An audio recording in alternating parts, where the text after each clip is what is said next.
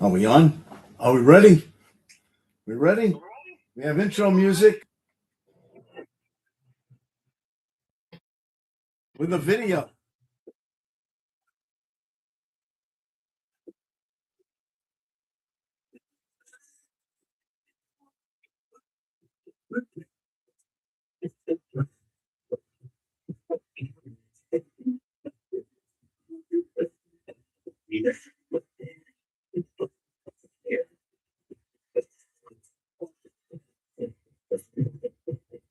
Take time out. Hello out there. Take time out. We're going to get into the action.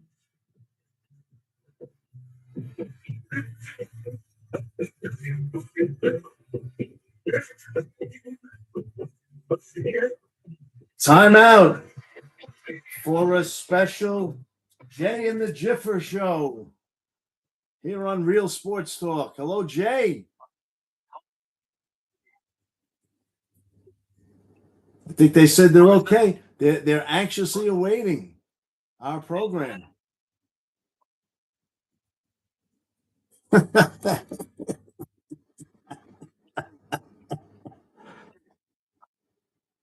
So what is going on? We have the big game tonight.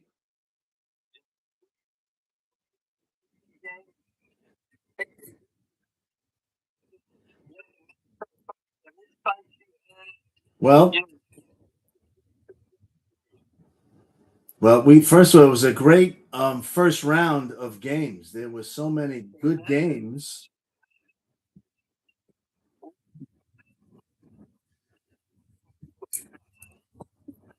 Three of the teams were down 3-1.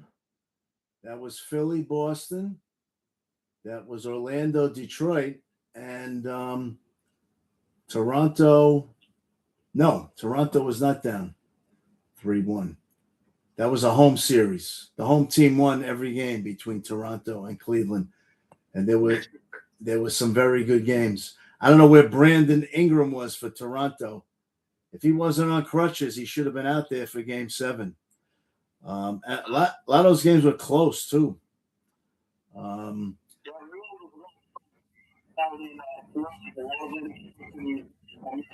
thing that you said was good is that some of these teams, you said Orlando and I think you said Philadelphia basically just got healthy. So their records during the regular season didn't reflect the fact that they really weren't such bad teams.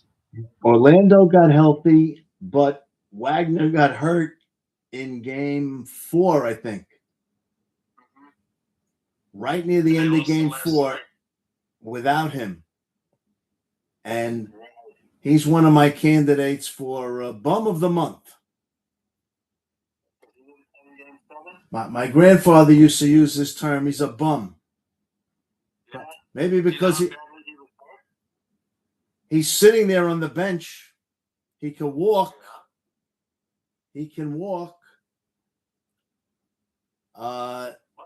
Another one is, Luke is sitting there too. A big one on Houston, Kevin Durant. He's the biggest bum of them all. He's sitting. Yeah, I agree with that. I mean, he did this with. He had to join a championship team to get a championship. When he joined Golden State for those, I think it was 3 years, and he lost the last year. Then he got tired of the Nets. He did this with the Nets. He did this with Phoenix. And now I guarantee Houston would rather they would do anything to get Dylan Brooks and Jalen Green back for Durant. Jalen Green, 24 years old, and he's going to be a very good player.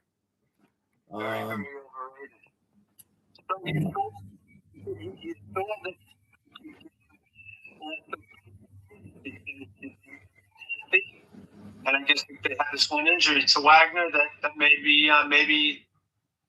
No, it did hurt. It did hurt them because in Game 6 they were ahead by 24 points at the beginning of the third quarter, and then nobody can hit a shot. in the second half for Detroit.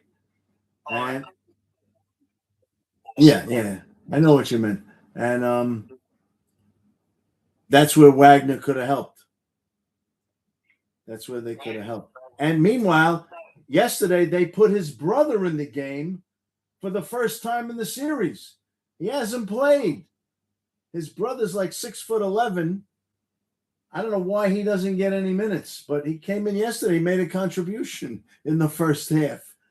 So anyway, that's meanwhile now, breaking news: the coach of the Orlando Magic, he got fired. He got fired this afternoon. They didn't even wait.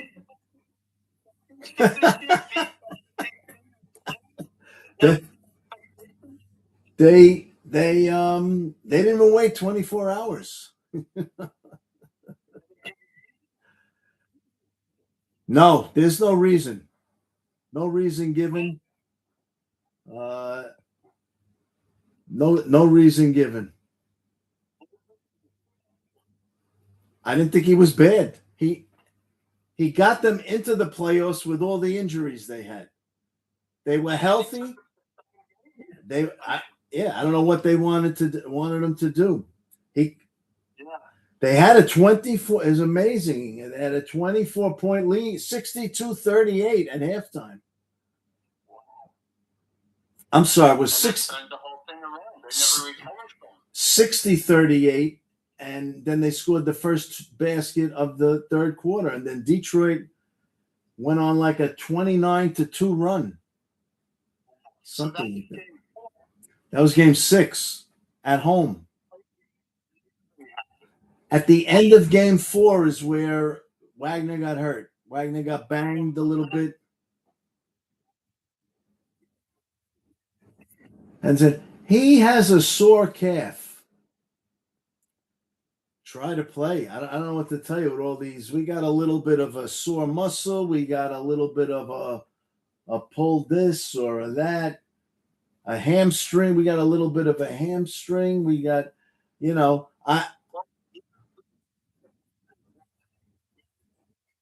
well, it must be,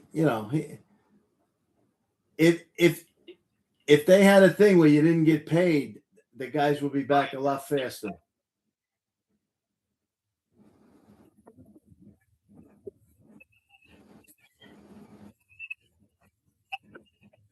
Yeah, no, yeah. You want to ask me something?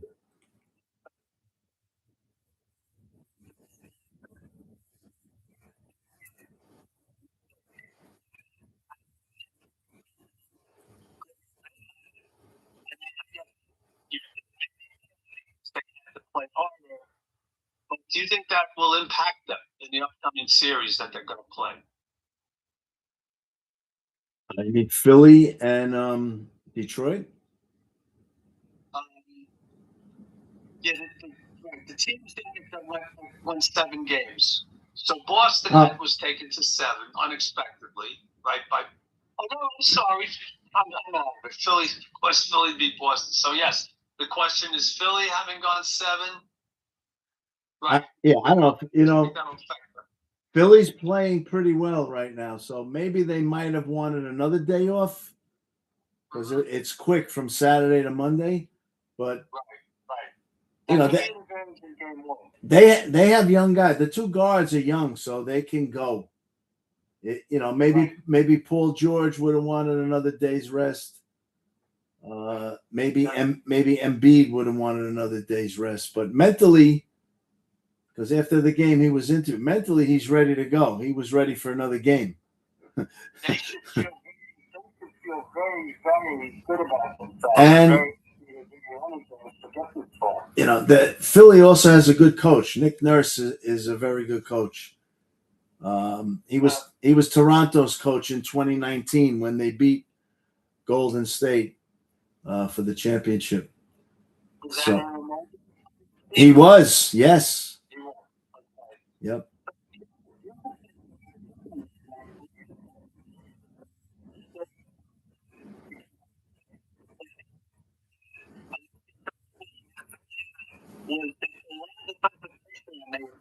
started in game 4. They changed their philosophy and worked. But with two guards as quick as it's Maxey and what's the guy's name?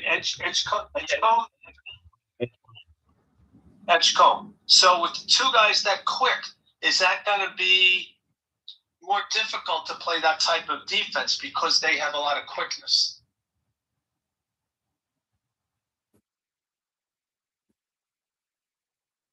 That could be a problem. That definitely, Right. definitely could be a problem for the Knicks.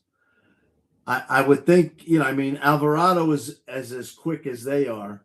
Maybe Alvarado's going to play some more minutes in this series. That makes sense. Maxey is terrific. Somebody's got to stop him or cut him down a little bit. It's not going to be Winston. We know that. And actually, Alvarado, who's not known for his shooting, he made a few threes the other in that blowout against Atlanta. He did make a few shots.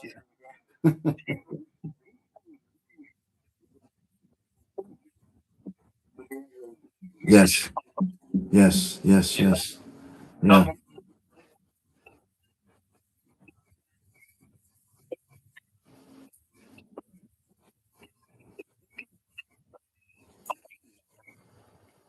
And they can shoot. Not only they're quick, they can shoot. They score.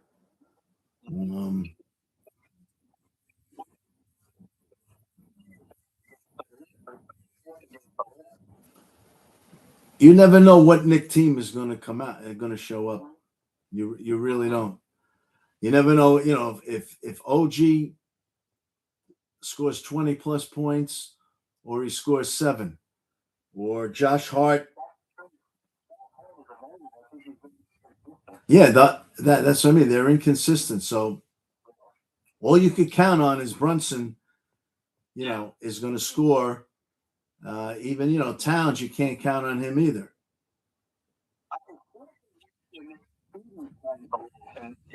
They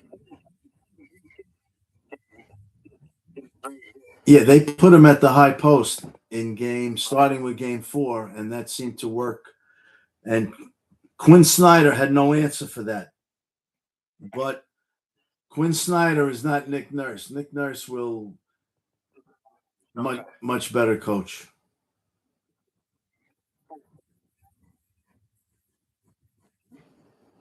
That'll be interesting to see what their strategy is against Philly. It'll be interesting to see.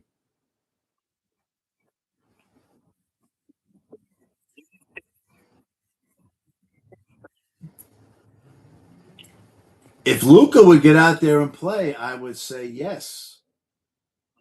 Without him, I mean, the other guys have been stepping up. You know what a key is for the Lakers is DeAndre Ayton, who has been playing very well. He played very well in most of the games against Houston. So if he gets 15 points and 15 rebounds, that is a good sign for the Lakers. And the other guys have got to make shots. It's going to be, and they got to stop SGA. They got to. Marcus Smart will be on Shea Gilchrist Alexander. Marcus Smart is an excellent defender. He's the guy you got to stop, and then the other guard. I think he got banged up though. I don't know if he's playing. It's another guy. There's so many guys get hurt. Anthony Edwards got a little boo-boo. He can't play. Minnesota's like, oh, we don't need you. We're beating Denver anyway. Denver, who has a terrible coach, and they don't have Michael Porter Jr. That was 2 dumb moves, firing their coach. The son of Rick Adelman. Remember Rick Adelman? You remember him as a player, as a guard. Yeah, he was coaching.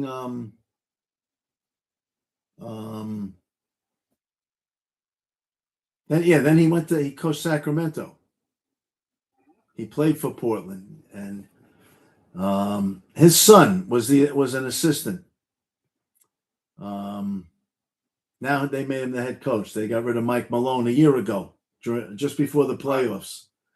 They got knocked out of last year's playoffs. They got knocked out in the first round this year. Not impressed with Mike. What's his name? I don't even know his first name. Adelman's son. Adelman. Okay.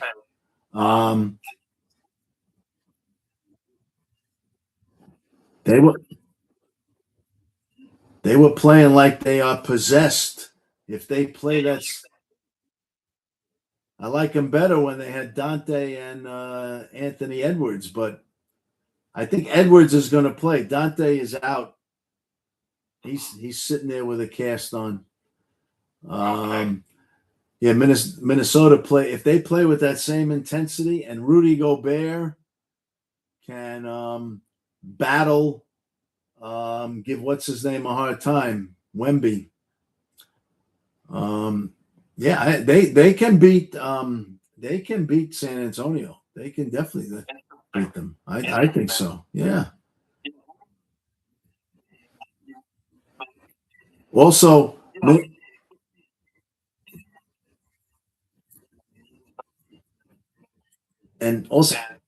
Minnesota is long. They got some guys like, first of all, they could put Randall on Wemby and bang him a little bit. They could put Naz Reid, this guy Naz Reid. He's very long. Big guy that's long. Even Jaden McDaniel is long. So and they've got length. And Rudy Gobert is also got length. So that should be a good series. These series should be fun.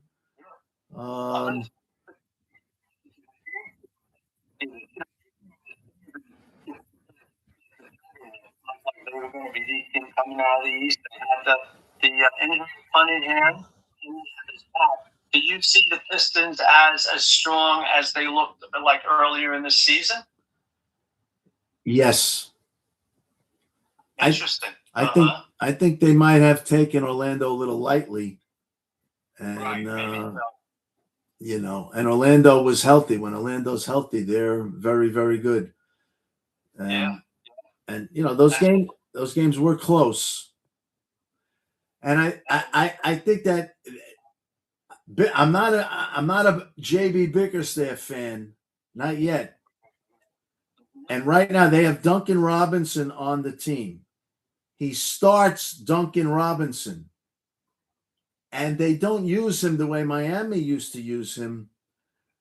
Like, he's on the court. He can go up and down the court 4 or 5 times and never get the ball. They never set him up for shots. When he's on the court, you got to set him up for shots. If you saw his plus minus, I'm pretty sure he'd be a minus, because defensively, there's always an issue.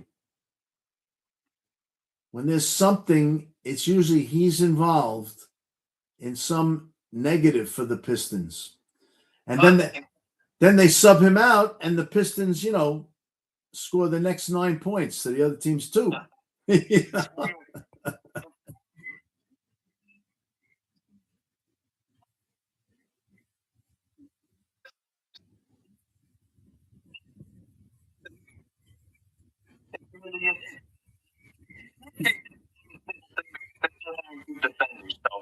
It's so easy to explain in a way. Yeah, no, that's the thing. Robinson usually doesn't get any rebounds, and I can see he's trying harder on defense as I'm watching these games. He's trying, but he's still no Duncan Robinson on Detroit. I'm talking about. So I don't think they use him right. So that's just something to keep an eye on. Detroit and Cleveland should be a very good series. Kenny Atkinson is a very good coach. In Game 7, by the way, any Net fans out there, the only thing that makes the Knicks look good, one thing that makes the Knicks look really good, even when they're not good and they're making dumb moves, just look at the moves the Nets have made.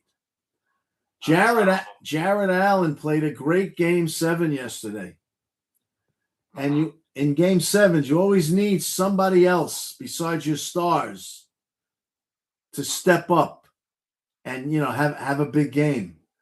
And he was fantastic yesterday, all over the court, offensively, blocking shots, rebounding. He was fantastic. The guy the Nets gave up. Why would you give this guy up? I don't know, man. Good centers are hard to find.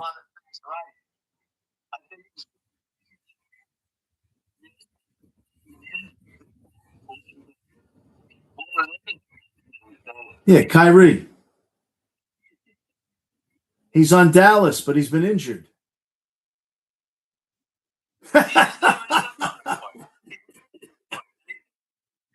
He's hanging out with he's hanging out with Lindor right now.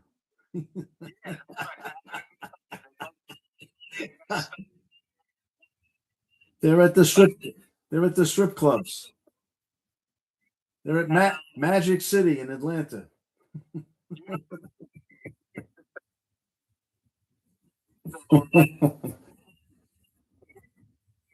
Yeah.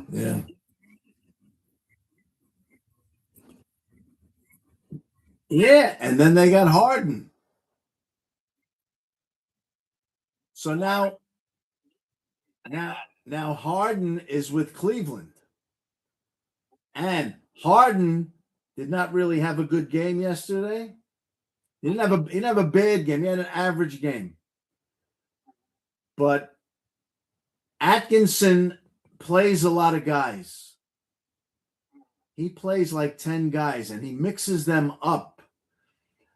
And so, you can take Brunson, you can take Harden out if he's doing nothing. And right. I just like the way he subs and rotates his guys. And they have like 10 guys that can play.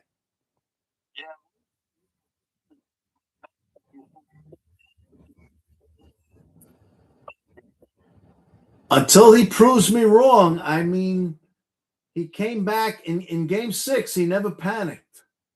You saw him on the sideline in game 6. He never panicked. And the team came back. They turned up the defense and they just started making shots. But, and I'm not a fan of his father either. His father was a lousy coach, Bickerstaff.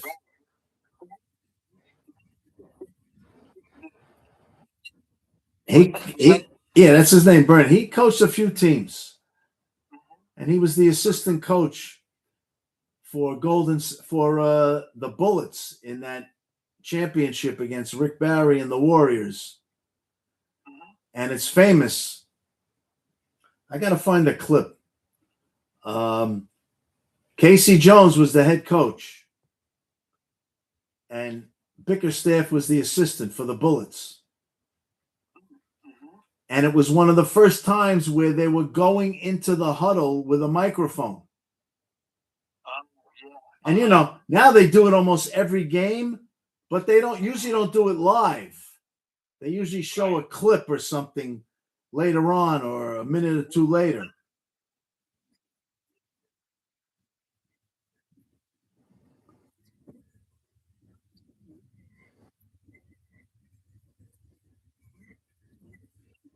I don't mean for an interview. It's just that they have the huddle mic. Yeah, no. Yeah. Right. I know. I remember. It's like I think you had that guy with the bow tie, I think, Ken Rosenthal going into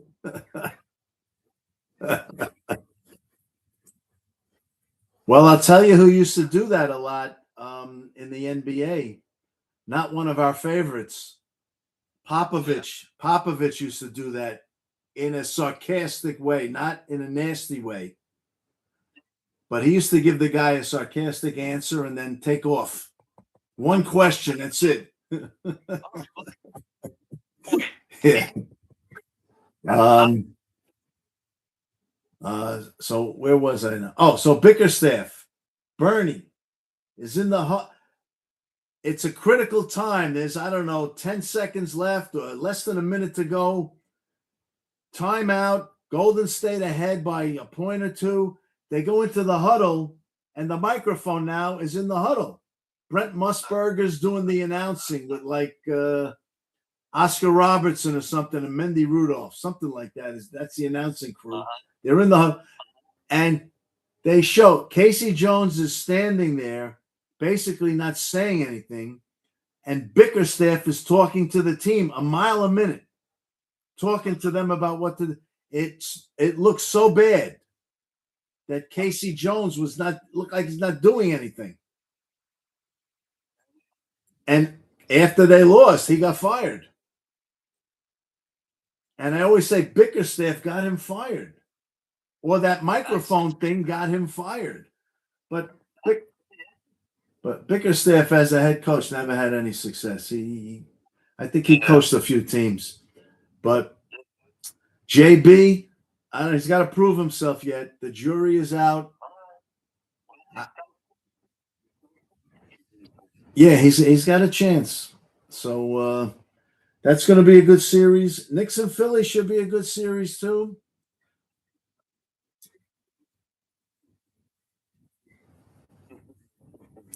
The only thing that would make it's going to be a hard fight. A big advantage for the Knicks will be if and when Embiid gets hurt. Well, we'll see.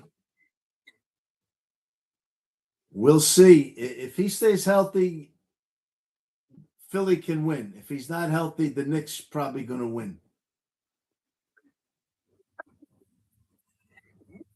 Even though the Sixers have a backup center, Andre Drummond. He's like been around 15 years or so. I remember when Phil Jackson was taking over with the Knicks, he wanted to get Andre Drummond on the team. And they never worked it out. But he can give the team a good 10 minutes. He can sub. He was playing the games that Embiid was out. And I'm like, not bad for, I don't know, he's about 37 years old. Not great, but he's a big body.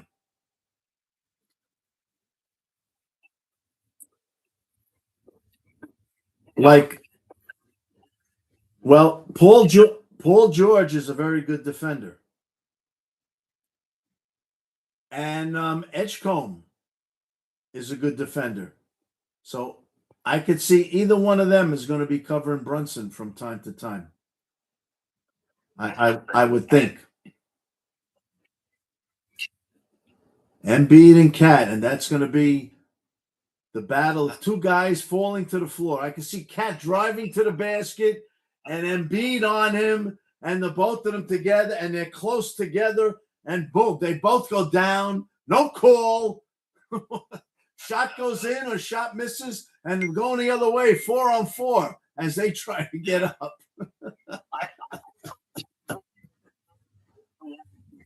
When he said nothing's going to stop him, like if the other team with 5 men on him, like he's back. Yeah, he's going to barrel his way.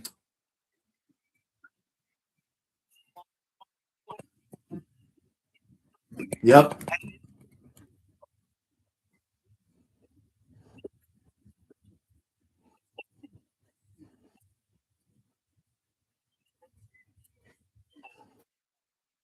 Yeah, I mean, they've been trying to do that to the refs for years, and it's over now. They got the review, so stop making out you didn't do anything.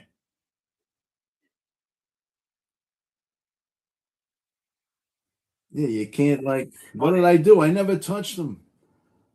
Oh.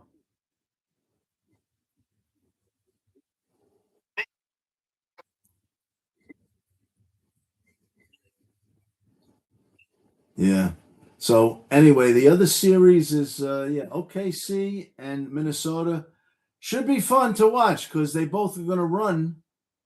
They both like to run, and the Lakers is. I'm sorry, it's Lakers and OKC. Lakers and OKC.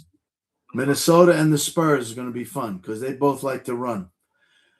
Lakers don't run. The Lakers really don't run. They're more of a half-court team. So, yeah, definitely.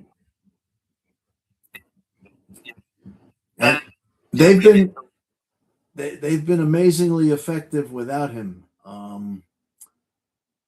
But that was against Houston, who is also had no Durant, and they had Fred Van Fleet. He's out for the year, and the big center that they got, Adams, he's been out. So they were missing those two guys also. So they were missing guys. The Lakers, I would say, could beat them, and they did, even without Luka, even without Reeves. It's Marcus Smart, the guys off the bench, Luke Kennard, Laravia, Rui Hachimura, who I like, and the key is Aiden, the center. You know, they have a good backup, Jackson Hayes, but he's not a first stringer. Aiden is the guy. He's the key against our friend Hartenstein.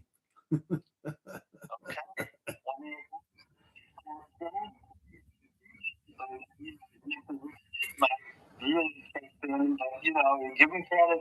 Those first 3 games, he played very, very well. No. I mean, he's a big guy, 41 years old, and it seemed like game 4 he was kind of exhausted.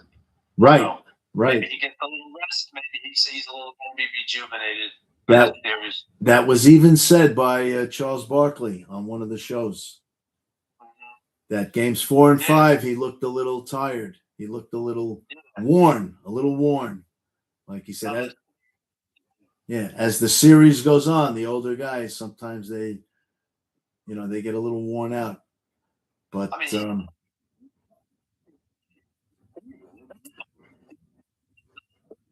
think it's 23rd.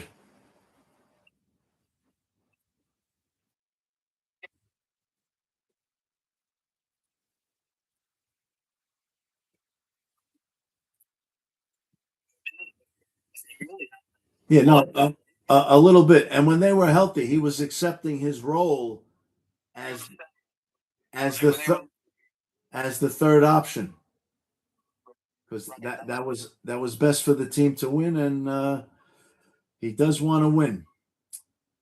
So we will see what happens. It's been a good show.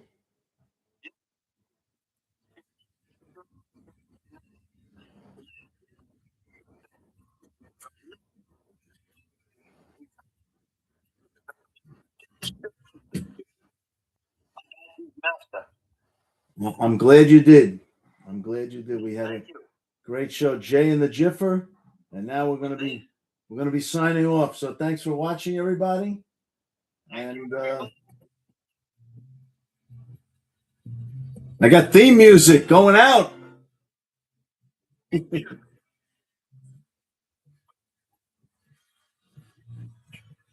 With video.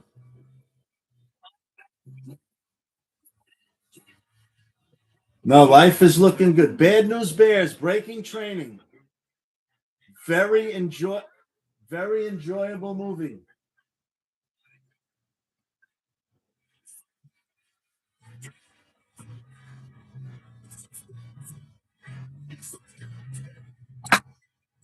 It's a very enjoyable movie too. You saw the first one or no? This is a case where the second one is maybe as good as the first one. Like the sequel. The sequel is usually never as good. But this one was very close to just as good. There they are. They're playing in the Astrodome. They go to Houston. They're playing the Astrodome.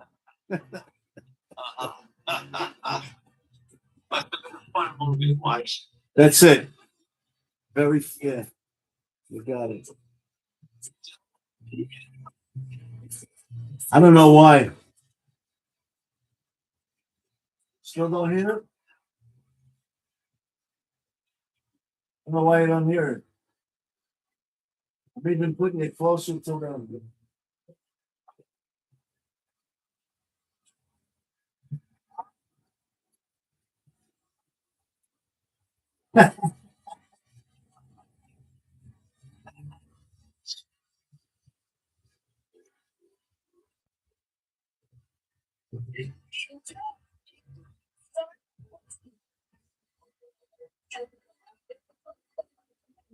All right, everybody. Thank you. We'll see you next time.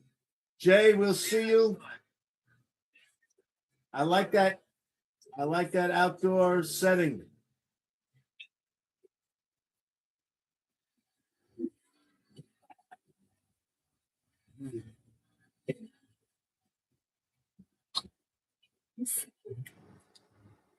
Well, that was a little premature, but okay. There we go. End it.